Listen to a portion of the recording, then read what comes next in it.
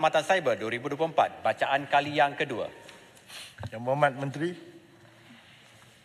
Tuan Ketua, saya mohon mencadangkan supaya rang Undang-Undang Keselamatan Cyber 2024 dibacakan untuk kali yang kedua sekarang. Ada sesiapa menyokong? Sebentar ya. Tidak ada. Yang Berhormat beri penerangan berkaitan perkara itu. Boleh saya teruskan, Tuan Ya, Ketua? silakan, Yang Berhormat. Terima kasih, Tuan Ketua. Tuan Ketua, dalam mendepani cabaran era teknologi dan pendigitalan masa kini, dan bagi kami semua merealisasikan aspirasi Malaysia untuk bersaing dengan lebih efisien di pasaran global, semua pihak perlulah memanfaatkan teknologi dan pendigitalan khususnya di dalam semua sektor yang memberi impak signifikan kepada kemajuan negara yang lebih pesat. Justru itu, Tuan Ketua, kerajaan dan pelbagai pihak telah melaksanakan inisiatif-inisiatif bagi memperluas penggunaan teknologi dan aplikasi yang berteraskan digital dalam bidang penyampaian perkhidmatan kepada pelanggan. Tuan Ketua, selaras dengan itu, kerajaan telah meletakkan komitmen yang tinggi dalam penggunaan teknologi maklumat dan komunikasi, iaitu Information and Communications Technology ataupun ICT, bagi menyokong inisiatif negara ke arah ekonomi digital dan industri 4.0 melalui teknologi memuncul. Itu disebut sebagai emerging technologies seperti teknologi generasi kelima, 5G, Internet of Things dan Artificial Intelligence, AI. Selanjutnya, Tuan Ketua, My Digital merupakan satu lagi inisiatif kerajaan untuk mentransformasikan Malaysia menjadi satu negara berpendapatan tinggi yang berpacukan pendigitalan dan sebagai peneraju serantau dalam bidang ekonomi digital. Tuan Ketua, Malaysia mengunjurkan ekonomi digital negara yang menyumbang sebanyak 25.5% menjelang tahun 2025 kepada KDNK ataupun keluaran dalam negara kasa berbanding 23.2% pada masa ini. Ini menunjukkan bahawa ekonomi negara digital negara adalah antara tonggak utama ekonomi Malaysia. Peningkatan prasarana teknologi dan digital ini akan membuka ruang yang lebih besar kepada ancaman-ancaman cyber yang mana rangkaian infrastruktur digital tersambung kepada semua pengguna sama ada kerajaan, entiti infrastruktur maklumat kritikal negara, organisasi swasta, industri dan orang ramai. Persekitaran rangkaian bekalan ataupun disebut sebagai supply chain, Tuan Ketua, ini melibatkan keselamatan data, keselamatan sistem dan infrastruktur. Salah satu faktor yang memberikan keyakinan kepada pelabur untuk memilih Malaysia ataupun sebuah negara sebagai destinasi pilihan mereka adalah satu ekosistem digital dan keselamatan cyber yang selamat dan lestari. Tambahan pula, ancaman keselamatan cyber kini semakin kompleks, Tuan Ketua, melalui penggunaan teknologi terkini dan canggih. Hal ini sudah tentu menuntut kesiapsiagaan terbaik seluruh jentera kerajaan untuk kami bersama-sama menangani ancaman ini. Perihal ini menjadi keutamaan bukan sahaja di dalam negara, tetapi turut, Tuan Ketua, mencakupi ruang lingkup yang lebih besar di peringkat serantau dan global. Kerana alam cyber dan komunikasi digital, Tuan Ketua, meresapi pelbagai aspek dalam kehidupan. Menurut Forum Ekonomi Dunia, World Economic Forum, dalam laporan prospek keselamatan cyber global tahun 2024, Tuan Ketua, menggariskan bahawa 45% organisasi mempunyai keupayaan keselamatan cyber yang terhad bagi mengesan dan mengenal pasti kerentenan atau kelemahan cyber dalam rangkaian bekalan mereka. Selain daripada itu, Tuan Ketua, sebanyak 41% organisasi yang mengalami insiden keselamatan cyber dalam tahun 2023 adalah disebabkan oleh pihak-pihak ketiga.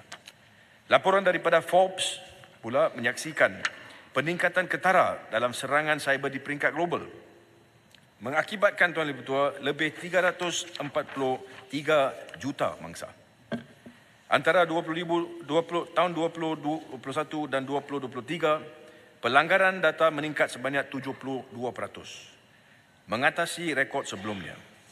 Manakala IBM dalam laporan berhubungan kos ketirisan data menggariskan bahawa purata sebanyak dolar Amerika 4.45 juta ditanggung organisasi akibat ketirisan data pada tahun 2023. Dan ini menyaksikan peningkatan sebanyak 15% dalam tempoh 3 tahun.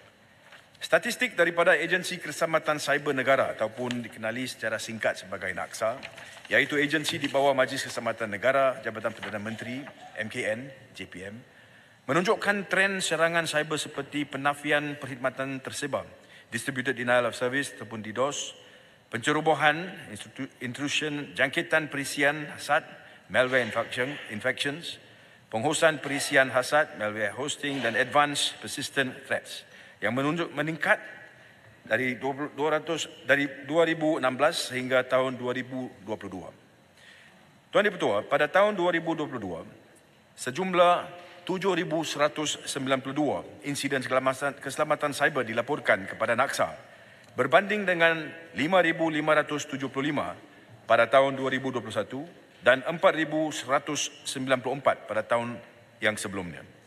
Walau bagaimanapun, terdapat perkembangan yang positif kerana insiden keselamatan cyber pada tahun 2023 setakat 31 Disember 2023 telah menurun dengan ketara kepada jumlah 3,232 kes. Penurunan ini, Tuan Ketua, mencerminkan keberkesanan langkah proaktif yang dilaksanakan untuk melindungi ruang cyber kita. Justru itu, langkah-langkah proaktif yang dilaksanakan perlu diperluaskan secara terselaras bagi memastikan tempoh pengesanan dan juga tindak balas terhadap insiden-insiden keselamatan cyber dapat disingkatkan melalui proses yang sistematik, penggunaan teknologi yang bersesuaian dan model insan berkepakaran tinggi.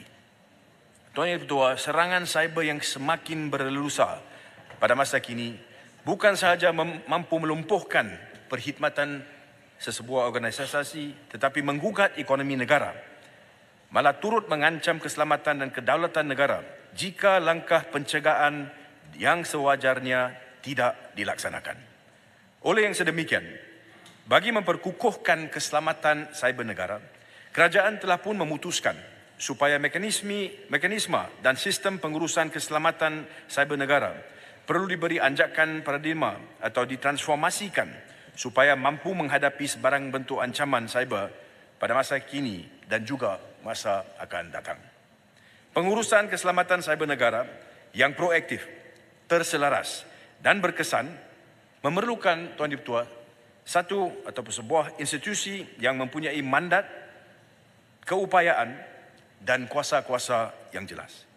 NAKSA yang merupakan agensi peneraju dalam bidang keselamatan cyber perlu diperkukuhkan untuk melaksanakan fungsinya, terutamanya, Tuan Dipertua, dalam aspek kawal selia serta penguatkuasaan dasar dan juga strategi pengurusan keselamatan cyber negara.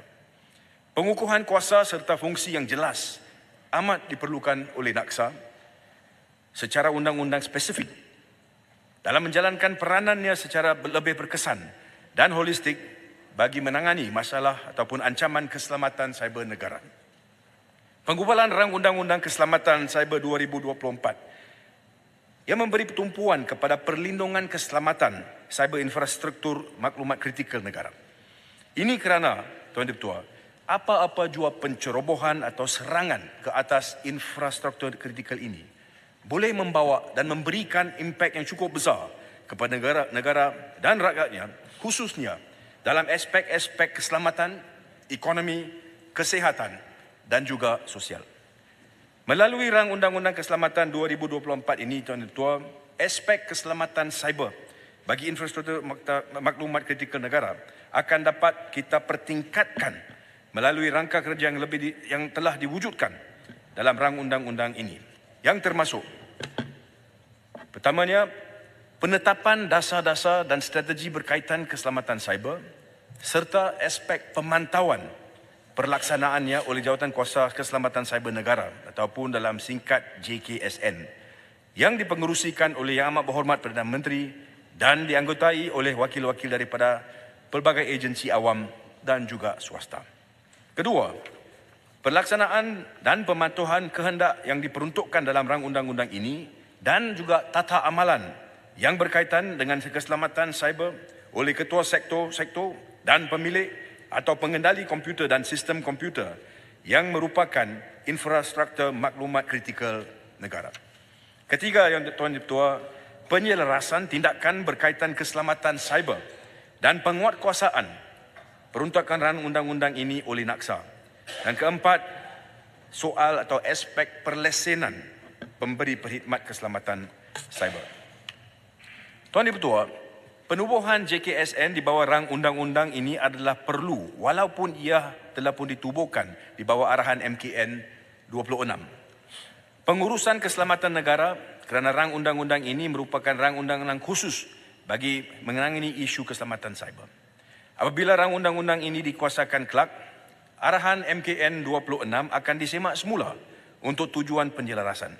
Walau bagaimanapun, apa-apa ketetapan yang telah pun dibuat oleh JKSN di bawah arahan MKN 26 yang berhubung dengan langkah-langkah standard dan proses berhubung dengan keselamatan cyber infrastruktur maklumat kritikal negara akan terus terpakai selagi mana ianya tidak bertentangan dengan rang undang-undang ini.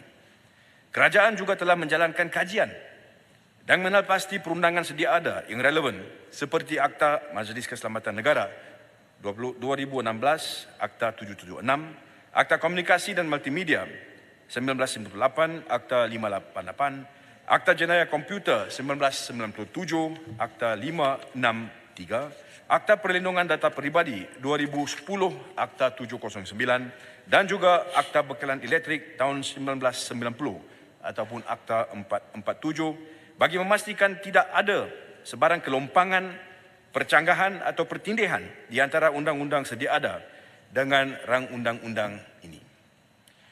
Tuan Yang Dipertua, bagi maksud mengubal rang undang-undang ini, NAKSA telah pun mengadakan sebanyak 13 sesi perbincangan kumpulan fokus ataupun focus group discussion bersama 11 ketua sektor infrastruktur maklumat kritikal negara.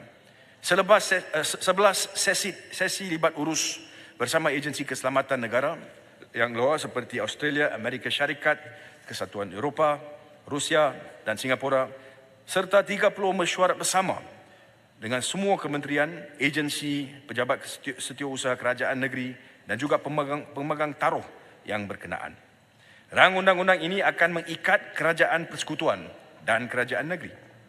Ini boleh dilihat apabila entiti kerajaan Tuan Ketua yang ditaklifkan di bawah rang undang-undang ini termasuklah kementerian dan jabatan kerajaan persekutuan dan kerajaan negeri yang boleh dilantik sebagai ketua sektor infrastruktur maklumat kritikal negara ataupun ditetapkan sebagai entiti infrastruktur maklumat kritikal negara dan mempunyai kewajipan tertentu di bawah rang undang-undang ini. Di antara kewajipan tersebut termasuklah Tuan Ketua untuk memberikan maklumat mengenai infrastruktur maklumat kritikal negara yang dimiliki dan dikendalikannya. Kewajipan untuk melaksanakan tata amalan ataupun code of practice. Kewajipan Tuan Ketua untuk melaksanakan penilaian risiko keselamatan cyber dan juga audit. Kewajipan melaporkan insiden keselamatan cyber dan latihan keselamatan cyber security exercises. Tuan Ketua, kegagalan mematuhi kewajipan yang dinyatakan di atas merupakan kesalahan di bawah rang undang-undang ini. Namun begitu, tidak ada tindakan pendakwaan yang boleh diambil ke atas kerajaan persekutuan dan kerajaan negeri bagi apa-apa kegagalan untuk mematuhi peruntukan rang undang-undang ini di dalam undang-undang ini. Dari segi pentadbiran kerajaan, pematuhan mana-mana peruntukan undang-undang bertulis akan sentiasa dipantau dan dititik beratkan. Kerajaan akan mengambil segala langkah yang perlu untuk pastikan peruntukan rang undang-undang ini dipatuhi sepenuhnya oleh agensi-agensi di bawah kerajaan persekutuan dan juga agensi-agensi di bawah kerajaan negeri. Oleh itu, walaupun rang undang-undang ini memperuntukkan pengecualian kepada kerajaan persekutuan dan juga kerajaan negeri daripada didakwa bagi mana-mana kesalahan di bawah rang undang-undang ini tidak bermaksud Tuan Ketua bahawa kelonggaran diberikan kepada kerajaan persekutuan dan kerajaan negeri dalam soal melaksanakan peruntukan rang undang-undang ini. Peruntukan yang serupa juga dapat di dalam undang-undang berkaitan keselamatan cyber di negara Australia, iaitu Security of Critical Infrastructure Act tahun 2018 dan juga di Singapura melalui Cyber Security Act 2018. Tuan Dipertua, peruntukan rang undang-undang keselamatan cyber 2024 meliputi elemen-elemen utama seperti berikut. Pertama, bahagian 1. Fasal 1 sehingga 4 memperkatakan tentang soal-soal permulaan. Bahagian kedua, Fasal 5 sehingga 9 memperuntukkan berkenaan penubuhan Jawatankuasa Keselamatan Cyber Negara, fungsi mesyuarat dan sebagainya. Bahagian ini juga menyatakan bahawa Ketua Eksekutif NAKSA hendaklah menjadi setiausaha kepada jawatankuasa tersebut.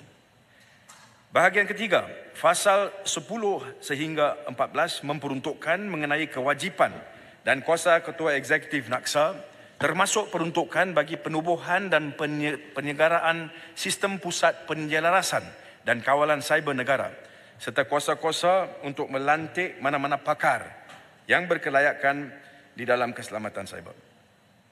Bahagian yang keempat, Fasal 15 sehingga 24 memperuntukkan antara lain, Tuan Dipertua, tentang perlantikan dan juga fungsi Ketua Sektor Infrastruktur Maklumat Kritikal Negara dan penetapan serta pembatalan dan kewajipan entiti infrastruktur maklumat kritikal negara. Ketua Eksekutif NAKSA juga diberikan kuasa, Tuan Dipertua, untuk menjalankan latihan keselamatan cyber. Seterusnya bahagian yang kelima, yang merangkumi Fasal 25 sehingga 26. Fasal-fasal yang memperuntukkan tentang penyediaan dan juga pengendosan tata amalan serta penjelasan berhubung dengan tata amalan tersebut. Kemudian bahagian yang keenam, yang melibatkan Fasal 27 sehingga 34. Fasal-fasal yang memperuntukkan berhubung perlesenan, kelayakan, kelulusan, pembaharuan syarat, kewajipan serta pembatalan dan juga pergantungan lesen pemberi perkhidmatan keselamatan cyber. Ia juga, Tuan Dipertua, memperuntukkan larangan pemindah milikan atau penyerahan lesen melainkan jika diberi kuasa oleh Ketua Eksekutif NAKSA. Seterusnya, bahagian yang ketujuh, Fasal 35 memperuntukkan berhubung dengan penyiasatan insiden keselamatan cyber dan kuasa eksekutif untuk mengeluarkan arahan tentang langkah-langkah yang perlu untuk bertindak balas terhadap ataupun langkah-langkah yang perlu untuk baik pulih serta mencegah daripada insiden keselamatan cyber. Kemudian bahagian yang ke-8, Fasal 36 sehingga 52 yang membuat peruntukan, Tuan Dipertua, berkenaan dengan penguatkuasaan termasuk pemberian kuasa oleh Menteri kepada mana-mana pegawai awam untuk menjalankan kuasa penguatkuasaan serta kuasa penyiasatan kepada pegawai yang diberi kuasa. Kemudian yang terakhir, Fasal 53 sehingga 64 yang membuat peruntukan berkenaan perkara-perkara am. Tuan Dipertua, rang Undang-Undang Keselamatan Cyber 2024 ini dapat membantu kerajaan untuk memastikan kebolehlaksanaan dan kecekapan fungsi infrastruktur maklumat kritikal negara dalam hal menangani insiden keselamatan cyber. Hal ini dapat memastikan tahap keselamatan negara tidak dikompromi selain menjadi pemangkin daripada ataupun kepada pertumbuhan ekonomi negara yang lebih kukuh dan mampan, terutama dengan menyediakan persekitaran yang kondusif yang boleh memupuk keyakinan dan menarik pelabur asing untuk melabur dalam ekonomi digital negara. Oleh itu, Tuan Dipertua, mekanisme kawalan yang diperuntukkan dalam rang undang-undang ini perlu dilaksanakan dengan seberapa segera kerana ancaman cyber boleh berlaku pada bila-bila masa dan tanpa dijangka. Kerajaan berharap supaya rang undang-undang ini akan mendapat sokongan bipartisan daripada semua ahli dalam Dewan ini tanpa mengira parti dengan meletakkan hal dan soal keselamatan negara sebagai pertimbangan yang utama. Tuan Dipertua, saya memohon untuk mencadangkan. Terima kasih. Ada yang berhormat menyokong? Saya menyokong.